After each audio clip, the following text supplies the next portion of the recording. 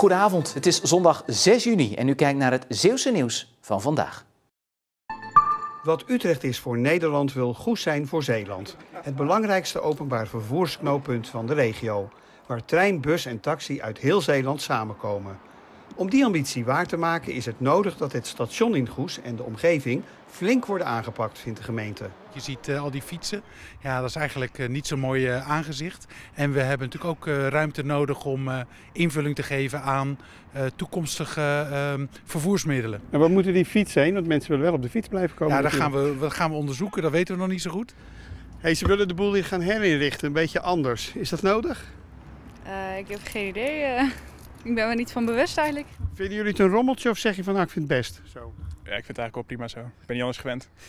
Nee, precies, ik ben het ook al zo gewend. Het is niet echt een rommeltje in mijn ogen of zo. Misschien betere indelingen van de fietsenrekken. Dat vooral. Waar moet hij naartoe dan? Waar moet hij naartoe? Ik heb geen idee. Ik vind het niet per se nodig. Overkappingen voor de fietsen. Dat vind ik wel fijn. Wordt het nog drukker? Ja, dat wel. Ja, drukker. Zelfs al in een dakje erboven. De gemeente start een haalbaarheidsonderzoek om te zien wat de mogelijkheden zijn. Dat moet binnen enkele maanden zijn afgerond.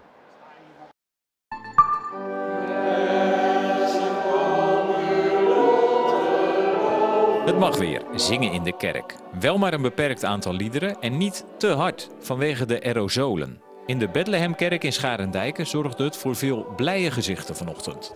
Heerlijk, fijn om te doen.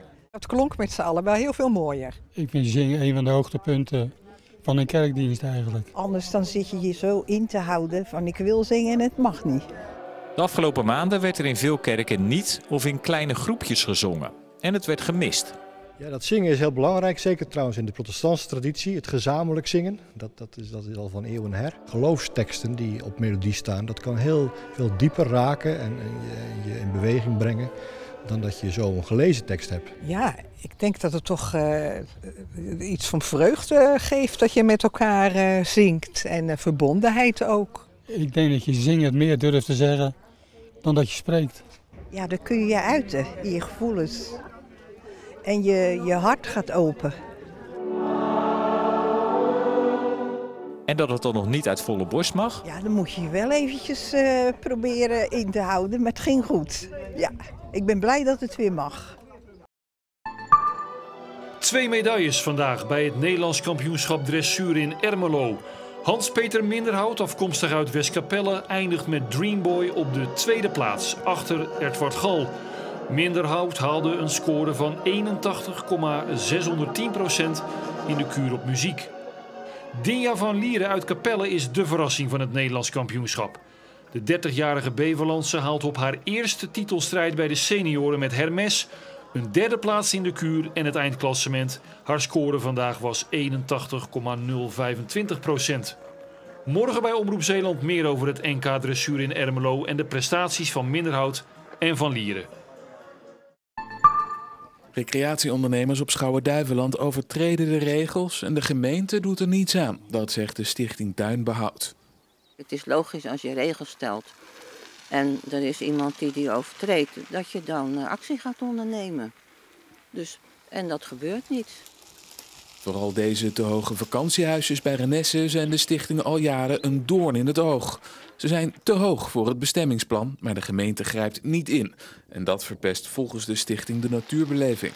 Als je door dan een natuurgebied rijdt, dan moet je ook een mooie natuurbeleving krijgen. En dan moet je niet dit soort dingen zien of nog erger. Dat verknoeit alles. Via een nieuw bestemmingsplan probeert de gemeente de huisjes nu te legaliseren. En de stichting heeft daartegen een zienswijze ingediend. Maar het probleem is breder. En daarom stapt de stichting nu naar de pers. Met de hoop dat er nu eindelijk eens iets verandert. Nou ja, in ieder geval dat er aandacht komt. En dat wij vinden dat de gemeente veel strenger met dit soort zaken moet omgaan.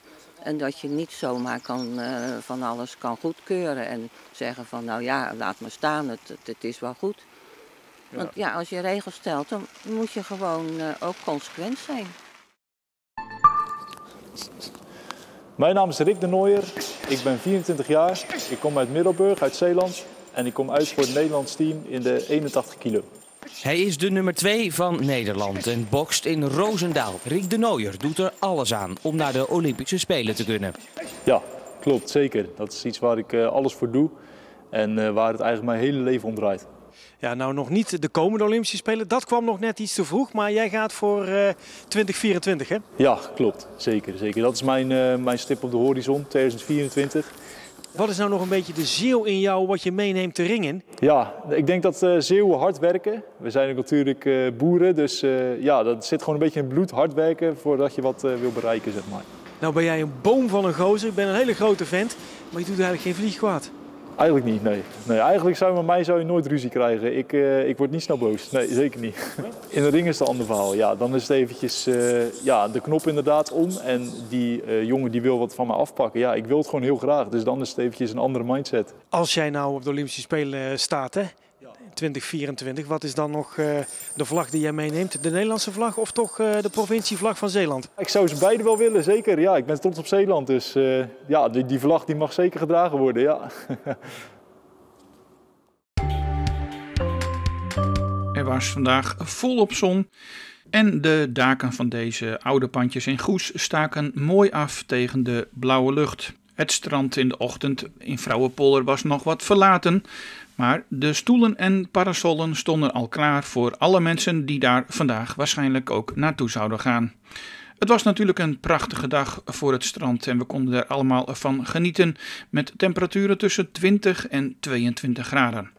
Ook vanavond en vannacht blijft het helder met minima tussen 9 en 13 graden. En ook morgen krijgen we weer veel zon. En het is eigenlijk een kopie van vandaag met maxima tussen 20 en 23 graden landinwaarts. En vlak aan zee een temperatuur net onder de 20 graden.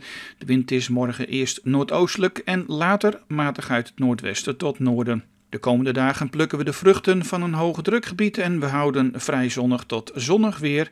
En het blijft overwegend droog. Met temperaturen die komen te liggen tussen de 20 en 24 graden. En tot zover. Maak er nog een mooie avond van.